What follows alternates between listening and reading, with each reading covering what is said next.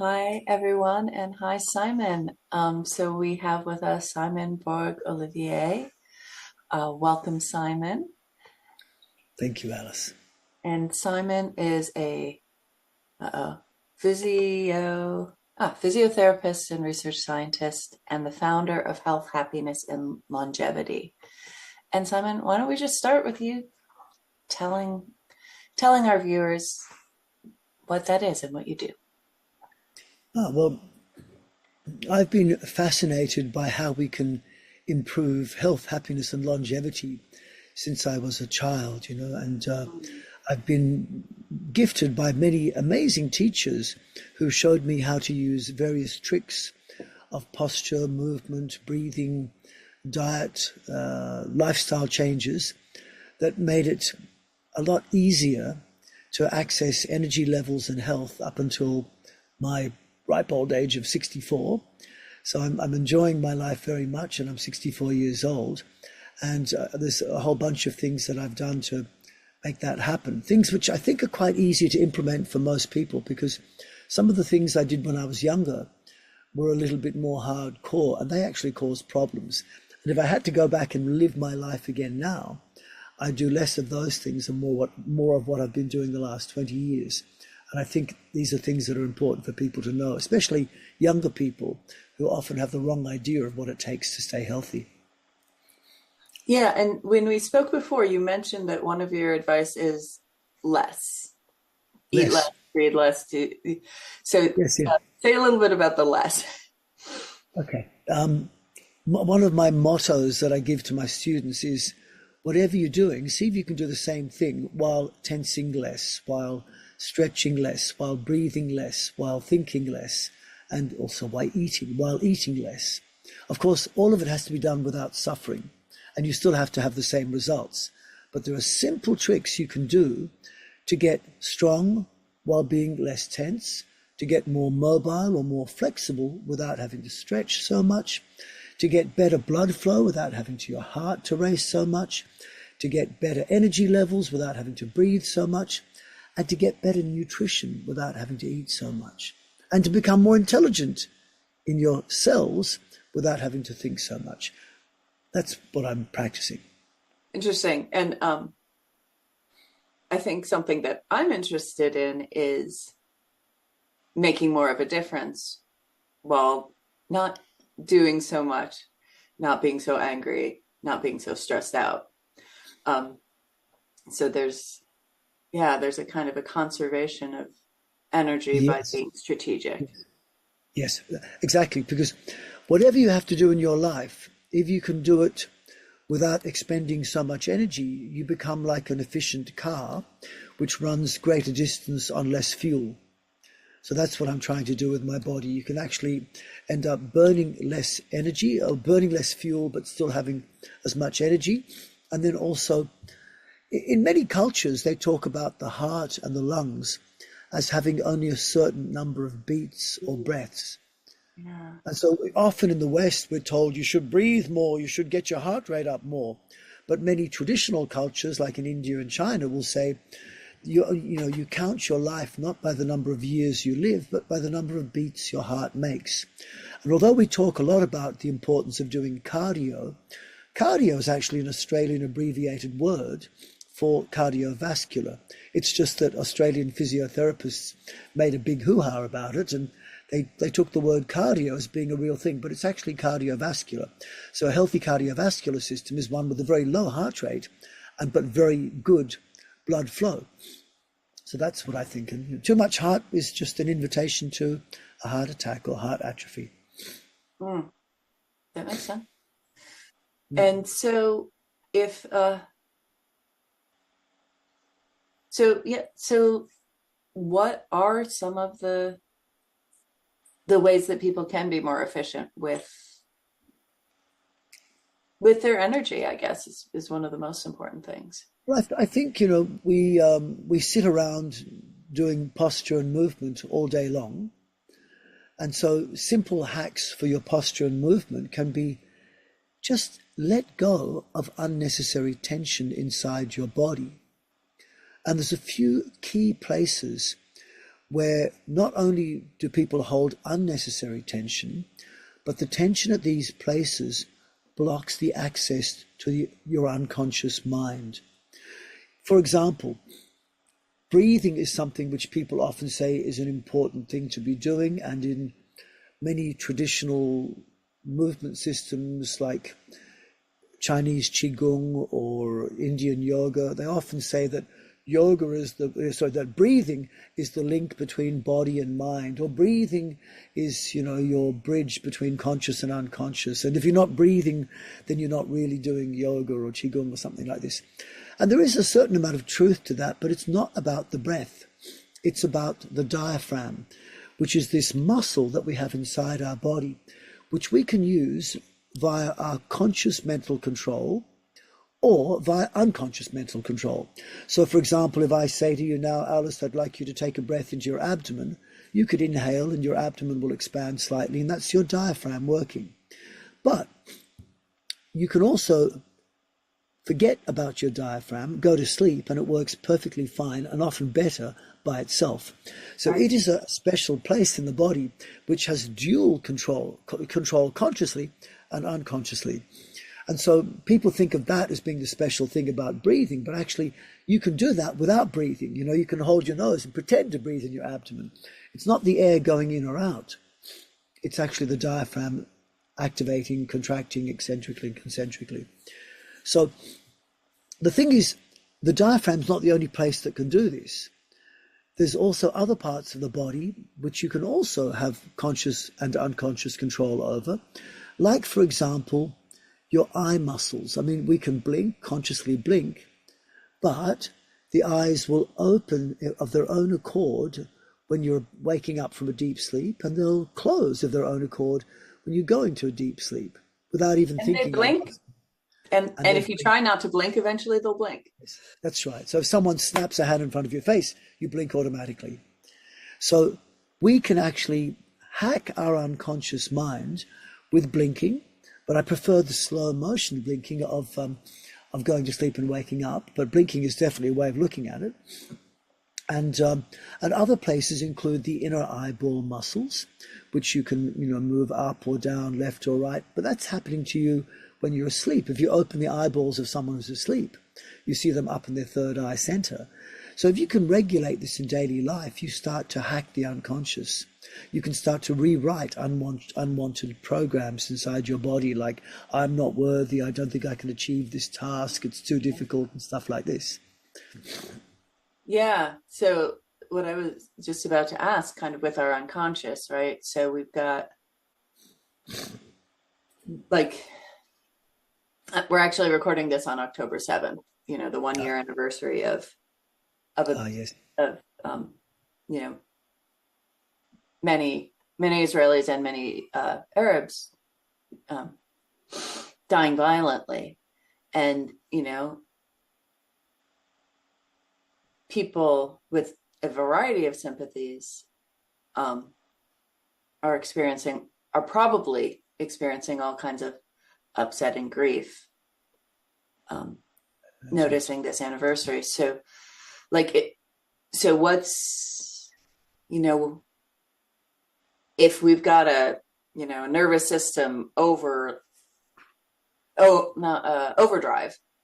yes, what can we do to get what would you say to someone who was having that experience and wanted to come back to being intentional in their experience and their actions? Okay, so when you say nervous system in overdrive, what the common understanding is that we've got two extreme parts of our unconscious or automatic or autonomic nervous system, and they're euphemistically called the flight or fight response and the rest, rejuvenation, relaxation response, aka sympathetic nervous system, parasympathetic nervous system. And our mental approach, our conscious mind, can actually put us into a dominance of either sympathetic or parasympathetic.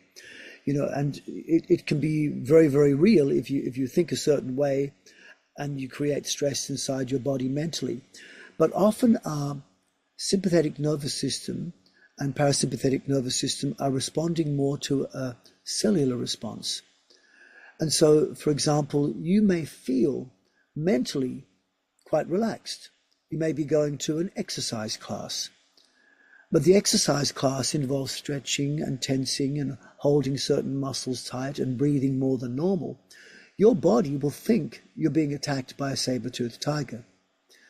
Most physiologists acknowledge that exercise causes stress, but everyone is so stressed they don't really take it into account as much as it should be. The reality is it's important to recognize that the body does think that stretching or tensing muscles or breathing more than normal or heart racing is a stressful activity. So if you can reduce those feelings, then subconsciously your mind is less likely to enter this flight or fight response. You know? We can override these things certainly with our mind to a certain extent, but the unconscious mind is 1,000,000 times more powerful as a computer processor than the conscious mind. So whether you're saying I'm relaxed or not, if your cells are saying you're tense, then that's going to manifest as a stress response, which can inhibit immune function, digestive functions, reproductive functions, and make your cellular emotional state one of anger, aggression, lack of safety, lack of trust, lack of peace inside yourself. And of course, if you don't feel safe and trusting inside yourself, you probably won't give that feeling of safety and trust to the people around you. So if our global aim is to make the world a better place, then it has to start, I believe, on an individual level. So you create connections inside yourself, which I would like to connect in myself by creating what I call a circulation of good energy and loving information. And if I can do that inside myself, I have a better model for how I am with the world. So good energy and loving information sounds a little bit like, a hippie Woodstock type of... Certainly sounds abstract. Sounds very abstract, yeah? But when we're talking about it inside our body, good energy traveling through the body is healthy blood flow, because blood flow regulates energy through the body, but also blood flow, if it's done with a very low heart rate, means that you're doing that in a parasympathetic dominant state when your body feels relaxed. Most people only associate energy flow and blood flowing inside the body with increased heart rate. But then once you're doing that, you've got this stress response at the same time. So if you can get blood flowing effectively, like it does when you are running, so most people associate blood flow with cardio exercises, which increase heart rate, but that also increases stress. Most people associate a relaxed state with doing nothing. So what I'm suggesting is that people have to find a way of combining the benefits of sleep and exercise at the same time. And it sounds like it's not possible, but it is.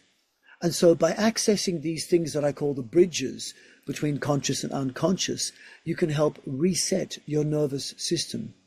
And the nervous system then will just actually more genuinely, using inner senses, scan the environment. So say, for example, if, as you said, it's an anniversary today of something terrible that happened a year ago, that's in the past. It's not happening now. So the memory of it, I mean, to a certain extent, right, the actual horror, the memory of something like that is terrible, but it's not happening to you right here and now. Yeah. So then whatever panic that you're feeling about the past doesn't have to come into your present body. So the nervous system will scan your body and just say, look, actually, there are no signs of flight or fight. Your heart's not racing. You're not feeling tension. You're not feeling stress. You're not breathing more than normal, because they're the things that make the body actually cause stress. Mental stress is a different thing, but physiological stress affects your physical state a lot more. So what I'm saying is, if you can just connect with these special places inside the body, which are the bridges between conscious and unconscious, places which have dual control, like your diaphragm, the ability to be controlled consciously like you would when you choose to breathe in a certain way when you're awake, but also which happens by itself when you're in your deepest sleep. So other places in the body, there's 12 places like this in the body, 12 main places. I put them into 6 groups, and they're very simply activated by lengthening your fingers and gently moving them, by having your shoulders apart and gently rolling them, by lengthening your neck and gently moving it, by relaxing the pelvic floor and moving your pelvis in a relaxing, fluid way, either standing or seated, and by lengthening your lower back and actually moving your abdomen or expanding, relaxing it, rolling it perhaps if you can, or making a simple, gentle in-breath into your abdomen.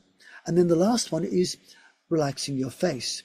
And the face is a fun one because you can do 5 things. You can make saliva, which you can't do when you're stressed. You can move your jaw, which you can't do when you're stressed. Move your lips, which also become tense when you're stressed. Open and close your eyes a couple of times, like blinking in slow motion, and then making your inner eyes elevate and or rotate. And if you do all these 6 groups, fingers can move, shoulders can roll, neck is free, pelvic floor relaxed and the pelvis can roll, back lengthened, abdomen breathe or roll, and make your face relax by doing things we do which are relaxing, like making saliva, chewing, swallowing, kissing, smiling, opening and closing the eyes and letting them roll. Your body instantly starts to get warm because blood will start to flow more easily. And also then your body starts to reset to a parasympathetic dominant state, which is that state of rest, rejuvenation, relaxation, and regeneration, which means your body will recover from sickness more easily.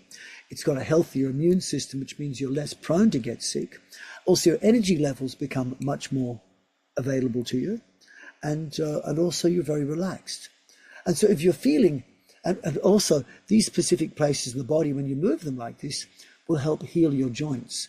So then you become pain-free, functional, energized, calm. It's an invitation for happiness. And people who are mentally happy find it a lot easier to do their jobs better. They become better workers, better colleagues, better parents, better children, better people in general. Science has always shown this. And happiness is a choice, of course. It's something you can make, not something you have to wait for. But people have to know how.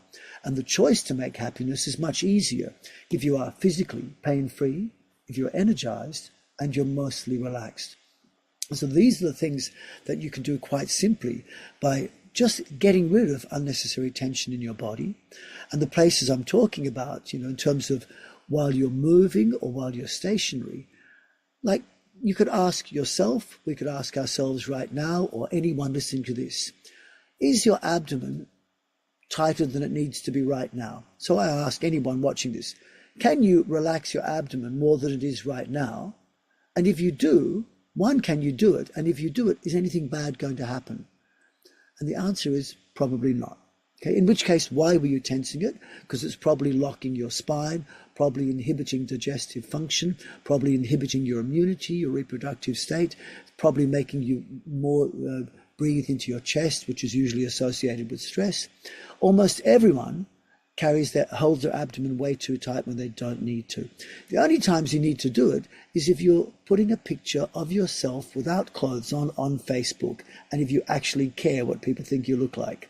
I always say that if you're 15 years old, it's more important to be looking good than it is to feel good. But of course, as an adult, it's much more important to feel good than it is to look good, unless you're on social media. Then it's a different story. So, but I was going to ask about, we evolved with a stress response because it's sometimes useful, right? Yeah. If there's a literal saber-toothed tiger. So what would you say to people who are saying, well, there is an emergency. People are still being killed every day in the Middle East, and something needs to be done to stop it. Or even if people are saying, well, I have a personal emergency, I'm unemployed, I need to find a job, or I have a personal emergency, I have this horrible conflict with my roommate, or what, if there actually is, and I'm not saying, nobody's, going to be it's likely that people aren't going to be doing, let me relax my abdomen when they're physically fighting off, a rapist in the alley. But okay. There are these kind of more distant, but also real stress conditions. And people may have the thought that it's dangerous for me to relax my body and fool my brain into thinking there's no danger. So what would you say to that? Okay. I would say to that if there is significant danger or threat or a real saber-toothed tiger about to attack you, of course you need to know how to respond to that. And so in your daily life, I would recommend that maybe between 1 to 10% of your day, when you're consciously doing something, especially with your physical body, like maybe going for a walk or doing some exercise if you do some, or anything else like that, maybe you need to practice what it's like to get into a state of flight or fight. And this is why for many decades, they've been telling people, like in the 70s and 80s, they would say to people, you need to get your heart rate up to maybe 45 minutes, maybe 3 to 5 times a week, to 220 minus your age times 60 to 80%. That was what they were telling us in the 70s and 80s. Then in the 80s and 90s, they said that actually we've realized that what you need to do is probably better if you maybe go for a run for 30 seconds, then walk normally for 4.5 minutes. And repeat that. That's called high intensity interval training. And they had the idea that you have to occasionally, do something to regulate your sympathetic, parasympathetic nervous system state. And so now in the last 20, 30 years, they've talked a lot about heart rate variability.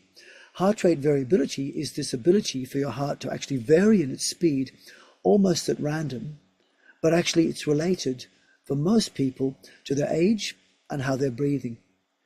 And so when I practice my conscious embodied movements, I can make my heart rate go between 45 and 75 beats per minute every 6 seconds by just standing with my knees slightly bent, then bending them a little bit more, then straightening them a bit more every 6 seconds, and my heart rate will go up and down. And I can teach this to almost anyone, but they've got to relax and they've got to move in a certain way. And when you do this, the heart rate goes up and down in a way which is a mini form of high intensity interval training.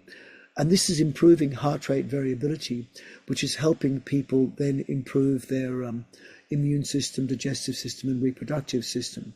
Now, this is just one aspect of it. And what I'm saying, in other words, is yes, we do need to put ourselves into a bit of stress, which might manifest as increased heart rate, but not as much as people think. So, in other words, probably even an Olympic athlete, an Olympic runner, now they've found out that if they want to train them to get to the next Olympics, if they're running for 100 minutes, the trainer will tell them for only 10 minutes should you actually run in a way that's going to significantly increase your heart rate. For the remaining 90 minutes, run at a level where you can talk normally. And by only increasing your heart rate for 10 minutes out of 100, that will get you to the next Olympics. But some of my teachers are in their 120s, like 120-year-old people in places like China. And they will say 1 minute every 100 minutes is enough if you want to get into old age. It's easy to go to the next Olympics. It's only 4 years away. But if you want longevity, then the less stress, the better. But changing heart rate variability is good. Plus also some of the people I'm talking about are elite internal martial artists. And they really are, able to fight. And then while they're fighting, you might think they need a fight or fight response, but it is a very primitive response. And actually, there's a better way of doing it, that if you are fighting, you go, which muscles do I need to tense and which muscles do I don't need to tense? So, for example, does it really help you to hold your abdomen tight in a certain way when you're fighting? The answer is, if you hold it one way, it will make it tight, but you can't breathe naturally. But if you make it tight in another way, you can breathe naturally. It's also asking about your pelvic floor, for example.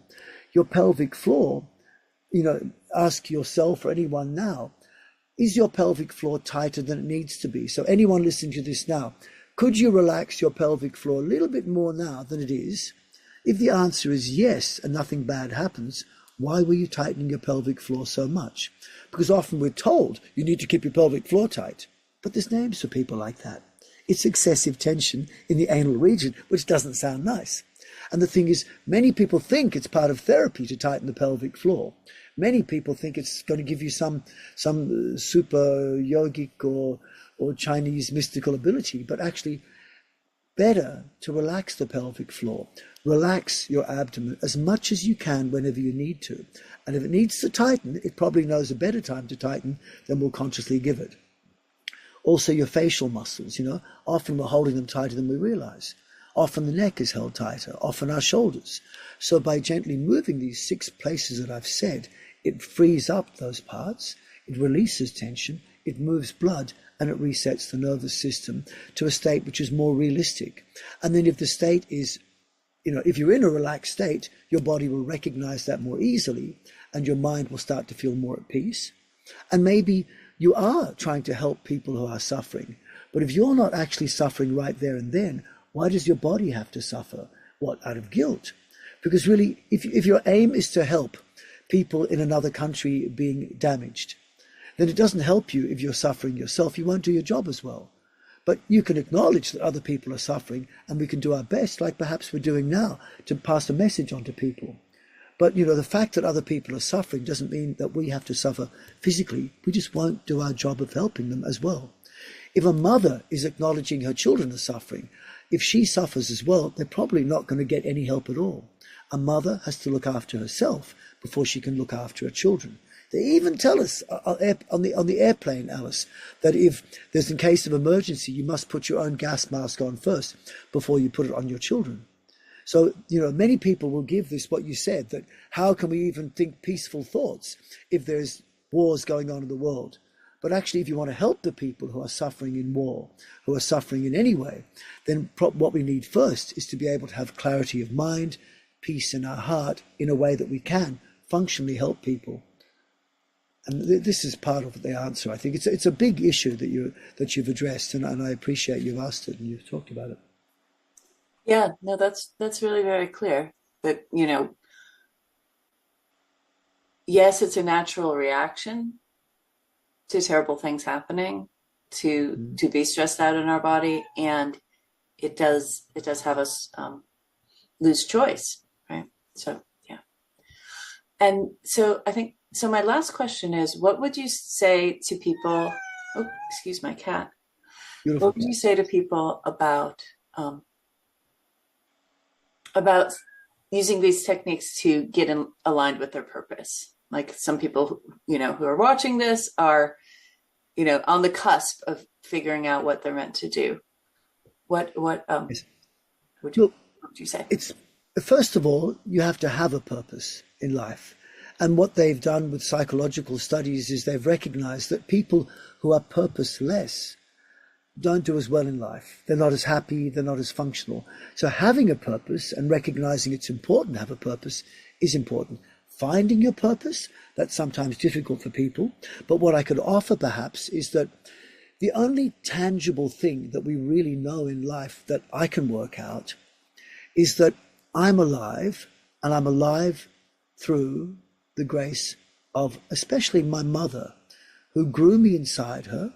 And we've all had mothers, and maybe you're a mother too, and so, many people, everyone has had mothers, some people are mothers, and we recognize, well, a mother will always recognize that her child was once part of her. And my mother, who passed away a few years ago, would still think I'm a child till the day she died. There's always that recognition from a mother that her child is part of her.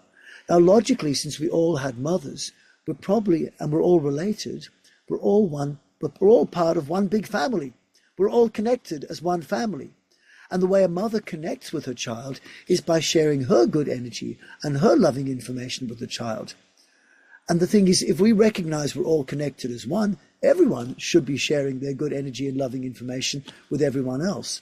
So to me, that's the highest global purpose that we could all have. Now, how you choose to have that happen is up to you.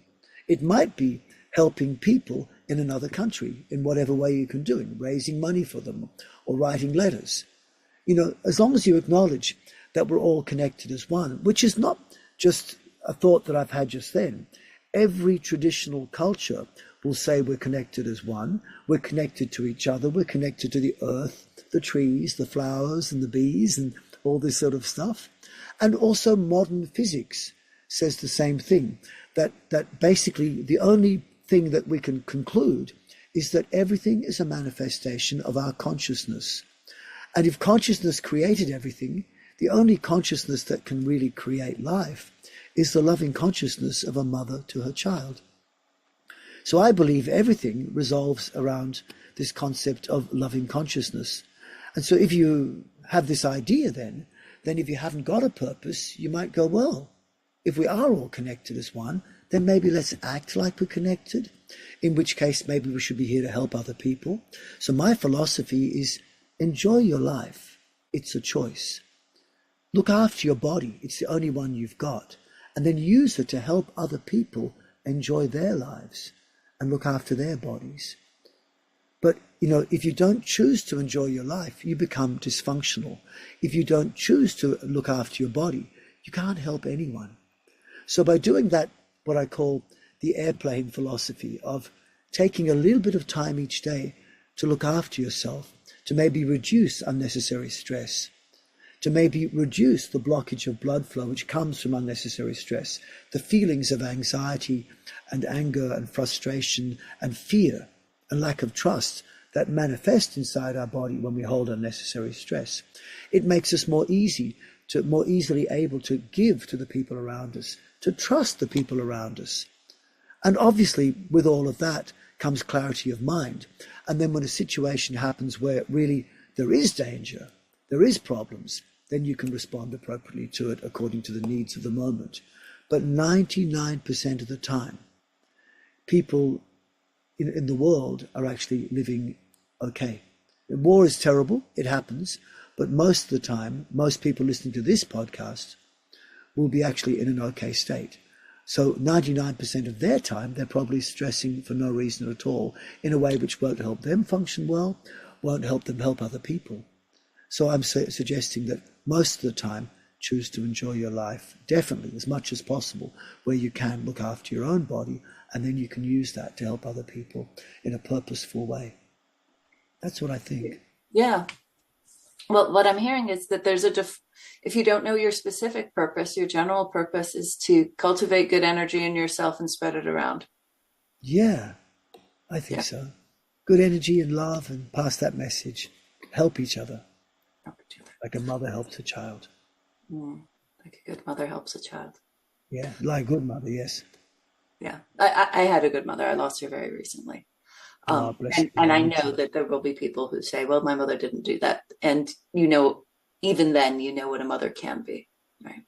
Yes. And Simon, tell us about your free gift. Tell everybody about your free gift.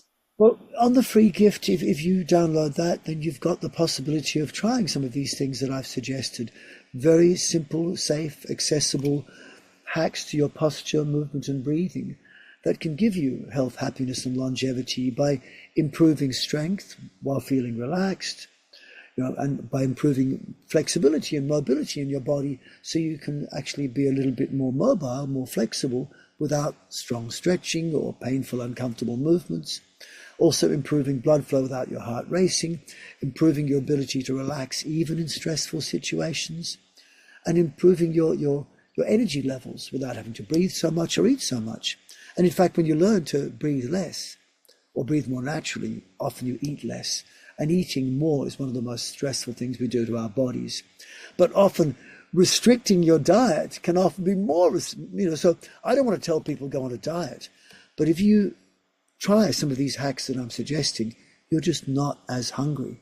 Like I find, I say to people, my diet is the eat anything you like whenever you like diet. That's what I eat.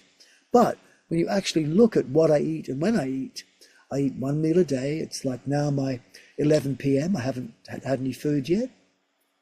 And I'm probably just going to have a salad. And that's enough for me. That's all I want. If I wanted cake, I'd eat it. But I haven't eaten cake in about 35, 40 years.